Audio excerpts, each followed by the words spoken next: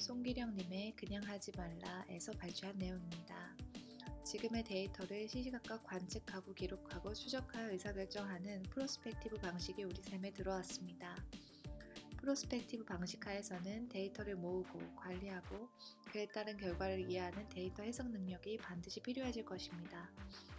이것이 생존 확률과 경쟁률을 높이는 가장 중요한 출발점이 되기 때문입니다. 환자 동향이 어떤지, 주식 현황이 어떤지 정보를 파악하고 이해하는 능력을 갖추는 것이죠. 이것이 말하자면 데이터 리터러시입니다. 그러니 어떤 근거가 있는가를 의사결정의 출발점으로 삼는 연습을 하시기 바랍니다. 말 그대로 데이터를 기반으로 의사결정하는 것입니다. 투명한 정보를 관리하고 그것을 볼 수 있는 시스템을 만들고 이를 기반으로 인텔리전스를 만들면 우리 인간 한 명 한 명이 브레인이라는 슈퍼컴퓨터를 지닌 엄청난 존재이므로 개인들의 연합으로 집단지성으로 만들 수 있습니다. 그럼 뭘 할 수 있을까요? 삶에 대한 합의가 좀 더 과학화될 수 있겠죠.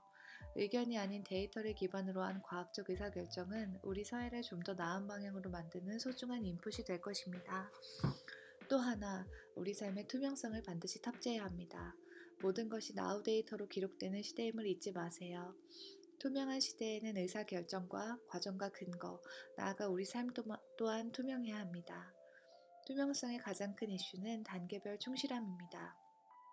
지금까지는 끝이 좋으면 좋은 거였는데 이제는 모든 단계가 좋아야 해요. 과정이 중요해집니다. 과거에는 과정의 중요성을 주로 어떻게 효율을 높일지의 범주로 생각했던 것 같은데 이제는 절차적 정당성이 이슈로 움직이고 있습니다. 그렇다면 어떻게 해야 합니까? 열심히 해야 하고 착하게 살아야 합니다. 갑자기 도덕교과서여서 죄송하지만 다른 방법이 없어요. 예전에는 결과로 대충 퉁치는 게 가능했는데 이제는 매 단계가 보이니 착하게 살아야 합니다. 매 단계가 검증될 수 있으니 일은 더 퍽퍽해질 것입니다. 매사 열심히 하는 수밖에 없습니다. 우리는 모두 공동체의 일원이고 상호작용을 기반으로 나를 증명하고 인정받는 존재입니다. 더욱이 우리가 교류하는 관계는 과거에 비할 수 없이 넓고 복잡해졌습니다. SNS에서 팔로워가 10만 명이라면 내 메시지가 10만 명에게 전달되겠죠. 이렇게 관계가 폭증했기 때문에라도 이제는 나의 메시지를 섬세하게 만들고 쌓아가는 작업을 하지 않으면 안 됩니다. 이것을 어떻게 할 것인지가 나를 드러내는 자기표현주의의 중요한 미션이 될 것입니다. 우리는 그 고군분투를 각자 하고 있습니다. 그것을 멋있게 표현하면 자기계발입니다. 이것을 한때 하고 마는 게 아니라 꾸준히 하면서 흔적으로 남기고 있습니다. 나를 드러내는 기록은 주체가 나여야 합니다. 김 과장, 보고서 다 썼나? 해서 써내는 건 내 기록이 아니에요. 시켜서 하는 거니까요. 내 의미를 담으려면 내가 주도할 수 있어야 합니다. 출발점을 찍고 조금씩 확장해가고 그것을 기반으로 수련하고 결과에 대해 오롯이 책임지고 내 이름이 쓰이게 될 때 나를 표현하는 기록으로서 의미를 가집니다. 만약 내 속에서 우러나서 썼다면 회사 보고서도 내 기록이 될 수 있겠죠. 이제는 스스로의 흔적을 남기고 성장의 기록을 체록하는 것이 곧 나의 프로파일이 될 것입니다. 그러니 여러분은 무엇을 해야 할까요? 첫째, 직접 하셔야 하고요. 둘째, 그리고 기록으로 남겨야 합니다.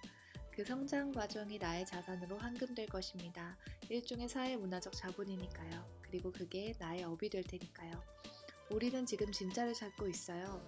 즉, 의도가 선한 것인가 혹은 평가와 보상을 원하는 것이었는가를 열심히 보고 있습니다. 우리의 삶이 이렇게 체록된다는 것은 우리의 삶이 언제든 검증되고 대상화될 수 있는 사회로 진입했음을 말해줍니다.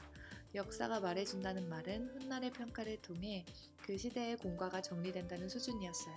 그런데 지금은 개인의 역사가 검증됩니다. 예전에는 스타의 성적표나 생활기록부로 글을 검정했죠. 지금은 학교 친구들이 SNS에 올린 글로 학폭의 전력이 드러납니다. 이제 어느 한순간이라도 누군가에게 잘못하거나 상처를 주는 것은 시한폭탄을 안고 사는 것과 마찬가지인 것입니다. 그러니 늘 조심하고 늘 사려 깊게 사는 삶으로 바뀌게 될 것입니다. 물론 상당한 피로도가 따르겠죠. 항상 착한 척하는 건 몹시 어려우니까요. 그러니 어떻게 해야 합니까? 다시 말하지만 착하게 살아야 해요. 근원적으로 착해야 합니다. 그래야 일탈이 생기지 않습니다. 그렇지 않고 착한 척한다면 긴장이 풀어진 순간 단 한 번의 일탈이 인생에 돌이킬 수 없는 오점을 만들 수 있습니다.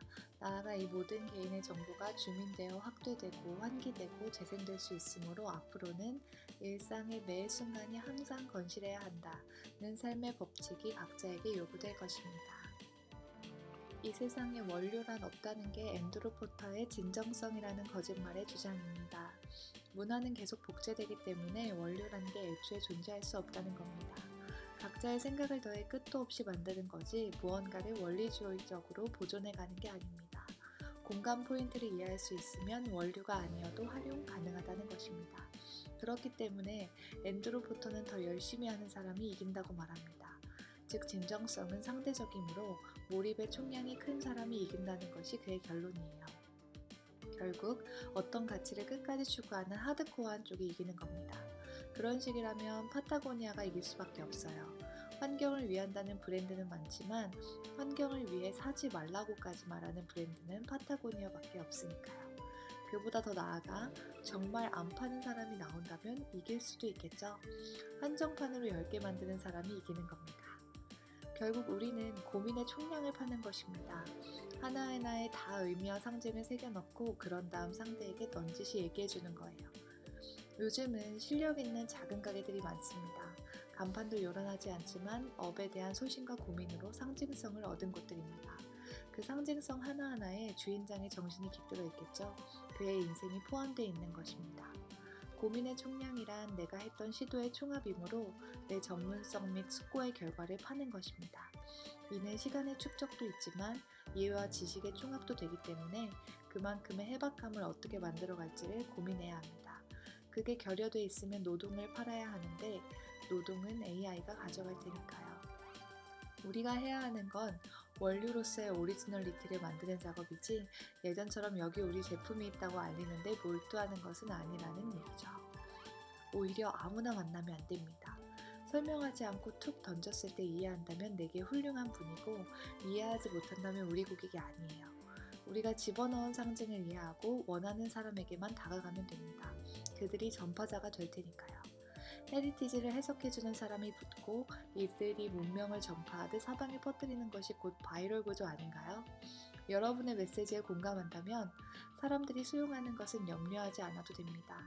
실제로 이에 부응해 많은 브랜드가 상업과 예술의 경계를 넘나들 만큼 고민하고 있습니다. 그에 걸맞는 철학적 합의도 만들어지고 있고요. 따라서 우리는 이에 부합하는 작업을 하면 됩니다. 깊은 걸 만드는 것입니다. 우리가 만든 의미와 밀도에 사람들이 매료되고 사방에 전달할 겁니다. 우리의 고민을 인식하고 인정하는 상대방을 찾는 것이 시장을 찾는 것이고 팬덤을 쌓는 과정이 될 것입니다. 분화하는 사회, 장수하는 인간, 비대면의 확산. 앞으로 상당 기간 지속될 이 변화의 흐름에 휩쓸릴 것인지 아니면 나만의 가치를 만들 것인지가 문제입니다. 자신의 주도권을 놓치지 않으려면 어떤 일을 해야 하는지 생각해 보았습니다. 내가 정말 좋아하는 게 무엇인가? 그 일을 어떻게 나만의 것으로 만들어갈 것인가? 이처럼 적응을 위한 노력이 내재화된 삶을 산다면 더 이상 적응과 일상을 분리할 필요가 없어집니다. 덕과 업이 일치되는 것입니다.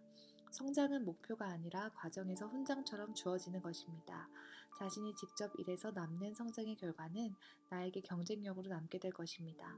그러려면 무엇을 해야 할까요? 현행화를 꾸준히 해야겠죠. 생활이란 잠시 잠깐 하고 멈추는 게 아니라 지속되는 것이니까요. 이를 위해 필요한 것으로 크게 세 가지를 말하고 싶습니다. 첫째는 이성적 사고입니다. 데이터가 남고 각자의 기록이 나의 메시지가 되기에 생각 없이 시도하면 안 됩니다. 이제는 데이터 리터러시, 통계적 해석 능력, 데이터 기반의 의사결정 능력이 누구에게나 필요하게 될 것입니다. 이 세 가지가 말하자면 똑똑해지기 위한 플랫폼이에요. 둘째는 업의 진정성입니다. 이성적 사고가 충족되면 자신의 업에 대해 다시 정의하고 적용해 보아야 합니다. 자신이 한 말과 행동이 진짜 자기 것이어야 하고 서로 어긋남이 없어야 합니다. 따라서 업무에 필요한 전문적 지식은 당연히 요구될 것입니다. 자기다움에 대한 추구, 직업윤리도 필요하고요. 진정성이란 곧 자기다움의 윤리니까요. 셋째, 이렇게 진정성을 기반으로 협업하는 것은 결국 공존으로 연결됩니다. 그것도 성숙한 공존입니다. 이제는 서로가 배려하고 함께함으로써 공공선을 만들 수 있는 공동체가 요구되고 있습니다. 관계가 폭증했기 때문이에요. 확장된 만큼 공존의 개념 또한 더욱 성숙해질 필요가 있습니다. 이성적 사고, 업의 진정성, 성숙한 공존은 앞으로 우리가 배워야 할 중요한 이슈가 될 것입니다. 이를 위해서는 학교를 나와서도 재사회화가 필요합니다. 경쟁이 아니라 함께 가는 상부의 문화를 배워야 합니다. 함께 할 때 더 많이 배우게 되고 사람들과 토론할 때 나오는 상호작용이 소중하기 때문입니다. 구성원 사이에 협력의 라포가 형성되지 않으면 새로운 아이디어를 내기 어렵습니다. 하찮은 아이디어라도 그 생각 재미있네 하는 분위기에서 용기가 고양되는 건 당연하죠. 수평적 문화에서는 좋은 동료와 함께 일하는 것이 중요하다는 생각이 점점 높이 올라갈 것입니다. 그래서 더욱더 현행화가 중요합니다. 본인의 배경 능력이나 경력을 업데이트하는 것입니다. 업무 경험이 있지만 또 배우는 거죠. 이를 다른 말로 커리어 관리라고도 합니다. 이 노력을 나이 들어서도 살아가는 내내 하게 될 것입니다. 업에서는 개인 생활에서든 인간의 상호작용 없이는 살아갈 수 없는 존재이므로 함께 성장하려는 노력도 평생 계속되어야 합니다.